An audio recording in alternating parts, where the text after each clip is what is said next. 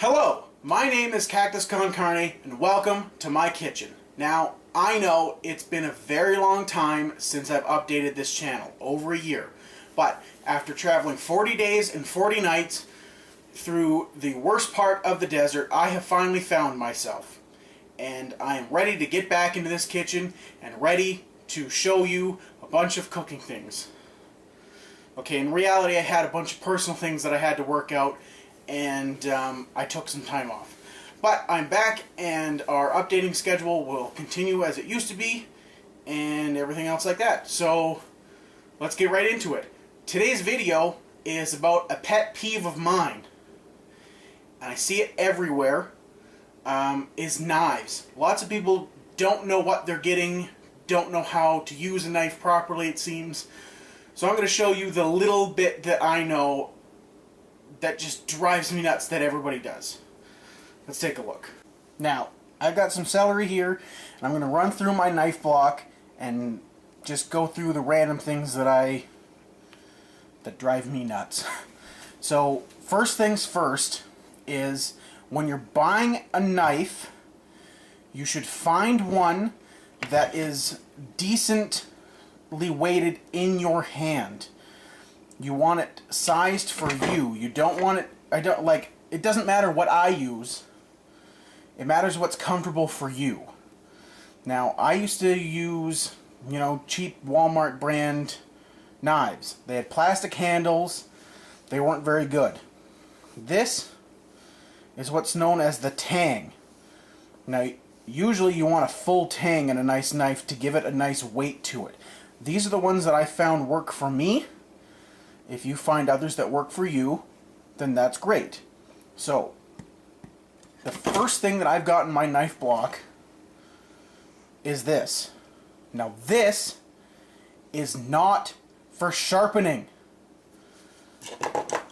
This is something you just take your knife, you put it on wherever, somewhere nice and flat, and you take your knife and you run your knife through it.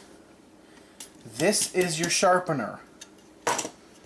This stick thing is called a honing edge. Now what this does is after you finish sharpening your knife, you run it along the honing edge. Now you want to start at the base of your knife, at the top of the honing edge, where not the handle is, and run it all the way down to the base of the honing edge and the tip of your knife. And you want to make sure you get through the whole thing with one knife. Now you want to do it at a certain angle, probably about can't really say, 45 or 30, something like that, to keep your edge in. And you can do it all fast and douchey, however you want, but it doesn't really matter. You can put it on here and do it this way as well. And if you're going to do it, do both sides like this and make sure you get the whole thing. If you're putting it like this, obviously start at where the handle is. But if you're doing it up in the air, start like this. You can do away from you, but make sure you start at one end and go to the other. Yeah, this doesn't sharpen. All it does is that when you sharpen your knife, there's these burrs on your knife edge, something like this. What this does, the honing edge, it realigns those burrs so that you have essentially a sharper edge. So I mean, it kind of makes your knife sharper, but it doesn't, because with the burrs you're essentially just like tearing. It's not going to get you a nice clean cut. You align the burrs to give you a better cut. But this doesn't sharpen a dull knife. This is for after you've already sharpened your knife. I mean, you can get fancy knives like these. This just came in my knife block. You can see these little ridges. They're so that food doesn't get stuck to it. Personally, I don't use these. I mean, they're awkwardly shaped, but I mean, I just don't use them. I have two of them somewhere, but I use this small chef's knife, or for bigger jobs, I use the big chef's knife. Now these are essentially the same knife, obviously just one's bigger, one's for bigger jobs. And I mean, what I see a lot of people doing are with their hand right here. This is number 2. This is the worst thing you could possibly do, because you are just asking for a missing digit. Now, don't have, you know, a hammer grip on this knife. You don't want that. You don't want your finger on the blade like this either. What you want to do is you want to take your index finger and your thumb and place them on the actual blade and let your hand rest the rest of the way. Now take the tip of your knife and essentially glue it to the cutting board and do a rocking motion. You don't want your tip to come up. You don't want this. And you take this hand in an inverted claw like this and hold on to whatever. And what you're doing is you're pushing it with your thumb and feeding it into your knife. So you're just doing this, just like this.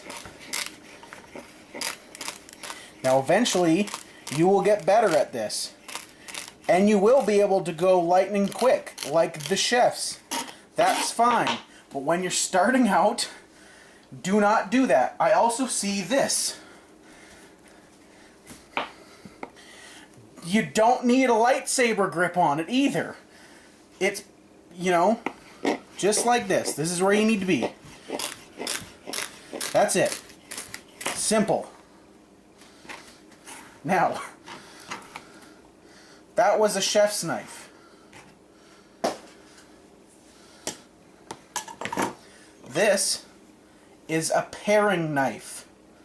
Now, paring knife can do small jobs, like taking a spot off of a potato, or you can even peel potatoes with this if you really, really want to. You know, chop up a small kiwi. Something like that.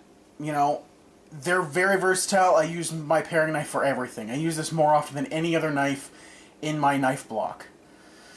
Obviously don't use it to cut a huge slab of meat. That's pointless. Use the correct knife for the correct job. Big slab of meat, you could either use your chef's knife, or you can even use this one, which is the bread knife. Now it may sound weird because bread knife you'd think would be for bread, but the serrated edges actually do quite well for getting through tougher bits of meat. Now, as you can see, there are serrated edges to get through your big thick pieces of bread. There's one other knife that I keep. There's one other knife that I keep on hand, and it is my electric knife.